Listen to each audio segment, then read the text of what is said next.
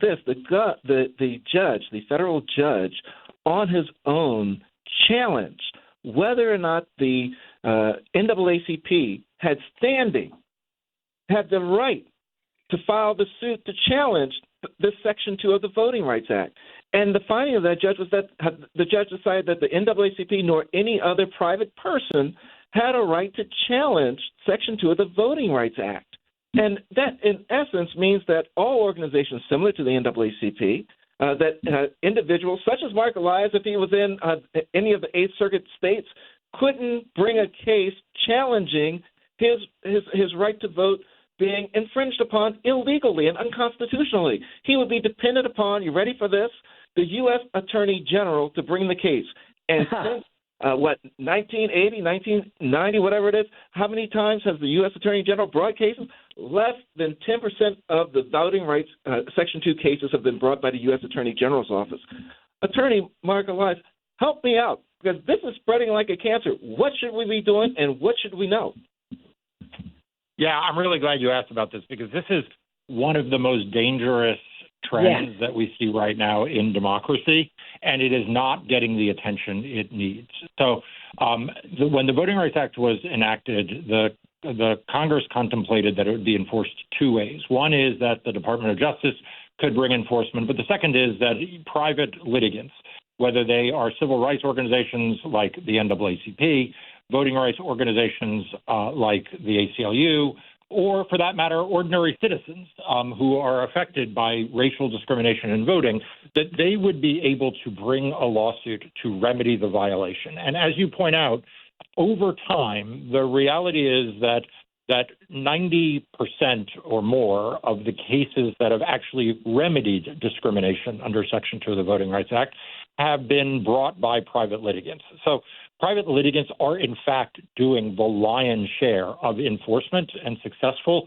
enforcement of the Voting Rights Act. I mentioned earlier that Black voters now will have fair and legal districts under Section 2 of the Voting Rights Act in Alabama and Louisiana.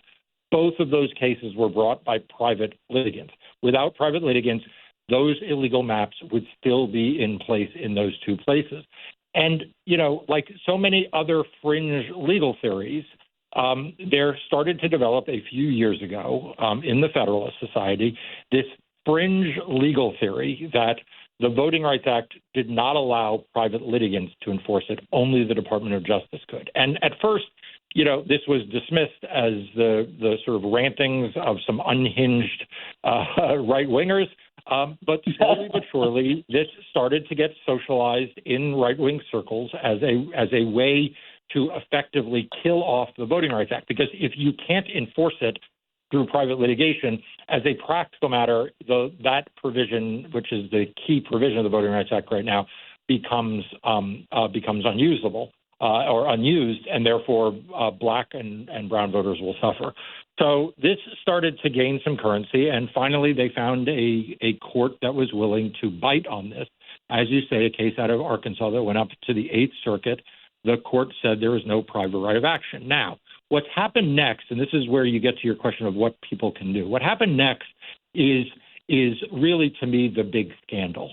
Because rather than people recoiling from this and saying, you know what, the Eighth Circuit wrote this opinion and it's really terrible and it's wrong, instead, we have now seen the right wing pile into this. So they have made this same argument.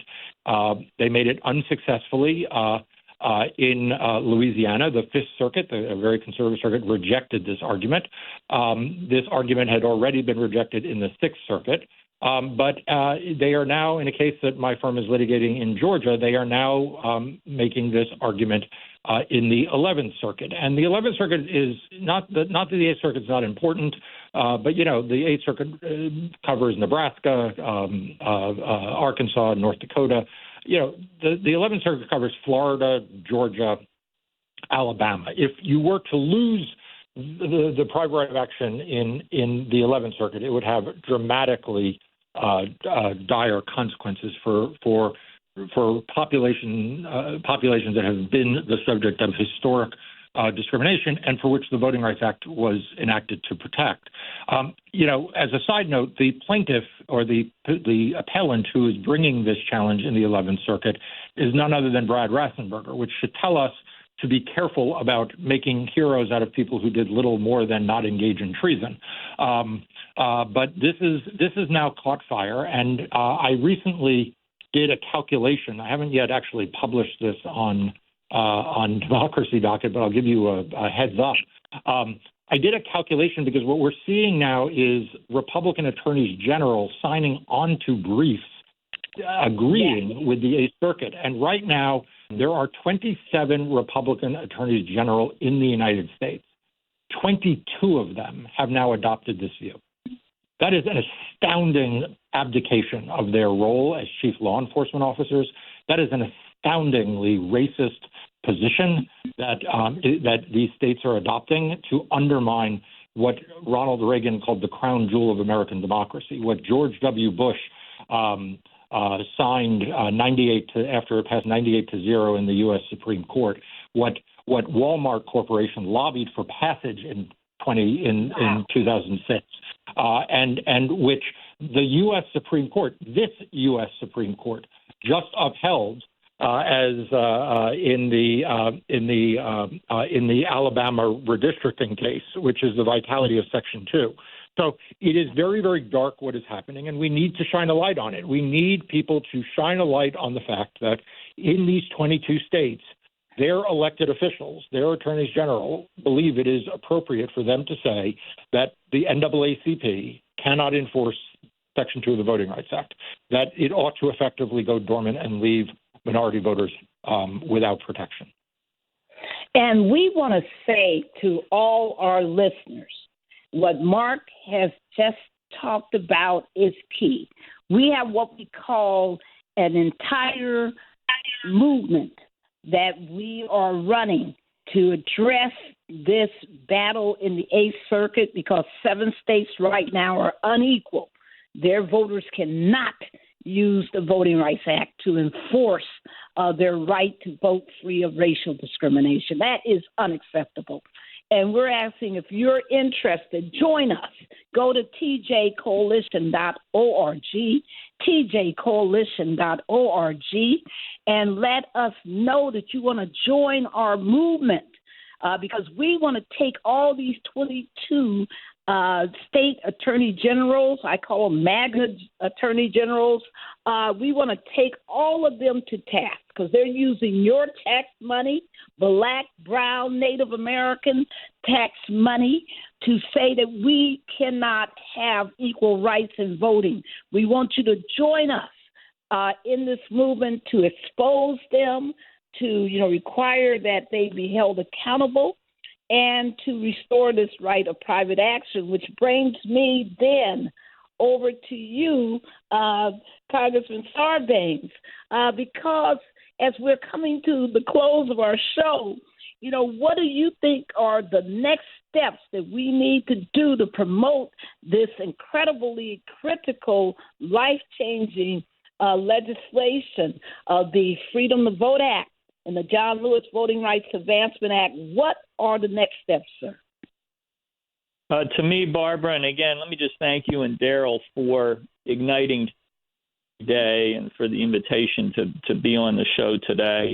Thank you. You're making a difference in so many places around the country, and your voices are critical to this effort. And, what we're seeing in terms of these coordinated, orchestrated campaigns to eviscerate the act, which we just heard about from Marc, it's shameful, and we need to organize. I think in this moment, the most important thing is, as people talk about the threat to democracy, as they talk about democracy being in a fragile condition, it's important for us to let them know in the next breath that there are solutions. There's a way to strengthen the democracy. We don't have to go invent a solution. We've built one over the last 2-3 Congresses. That's what the Freedom to Vote Act is. That's what the John R. Lewis Voting Rights Advancement Act that's been put forward now for years. You take those two bills, and they actually do something. about this. So we don't just need to wring our hands. We can say to every voter out there in the country, actually, there's a solution to this. And if you elect people that support these kinds of solutions, we can actually see sooner rather than later. So put these bills in front of people as an answer, as a motivator to go to the polls.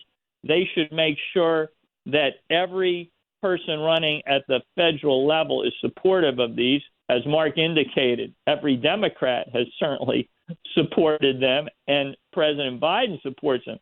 So that tells you right there maybe where you need to be voting come November. But the point is, Barbara, we have – let's go get it in January of 2025. To get it, what do we need? We need to have the House, we need to have the Senate, and we need to have the White House in the hands of people that know this is the change that needs to be made. Thank you so much for being on our show. Just thank you. And Mark, how do people, what do you see in your last closing minute, if you can tell us, what do you want people to do? How do they get in touch with you, sir? Sure. So first of all, every one of us has a responsibility to protect and promote the vote and to be a steward of our democracy. So when people ask me what they can do, signing up, as you say, to your movement is an important first step.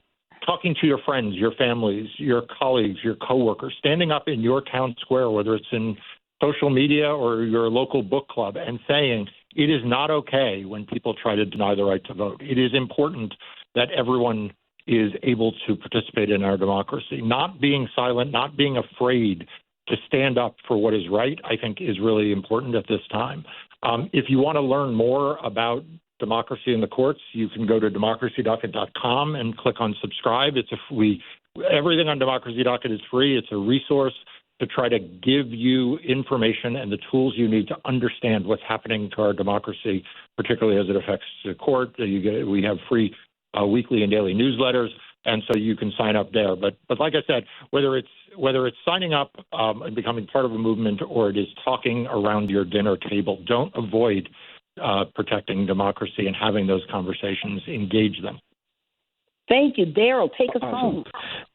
Thank you so much to our guests, Attorney Marc Elias and Congressman John Sarbanes, for being with us today. Folks, go to tjcoalition.org. The fight ain't over. It's just starting. tjcoalition.org. Sign up. Be with us on the streets as we fight. As we love to say here on Igniting Change, it's time to get off the sidewalk into the street and stand up for the right to vote. Until next Tuesday at noon, Eastern Standard Time. Peace, everybody. Join us on Friday at 7 o'clock for our Facebook Live. Thank you. The preceding program was paid for by Barbara Arnwine. When it comes to making plans, you are the best. What about those round trips that you plan in advance, which are perfect on your way there and perfect on your way back? Or those meetings with friends for which you make a group chat 3 months before so that nobody or anything is missing? Or your daughter's first birthday party. You planned it with such dedication that instead of the first date felt like our quinces. The same way you plan each detail for those moments. Start planning to protect you and your loved ones from a natural disaster. Sign up for local weather and emergency alerts. Prepare an emergency kit and make a family communications plan. Protecting your family is the best plan you can make. Get started at ready.gov/plan. Brought to you by FEMA and the Ad Council.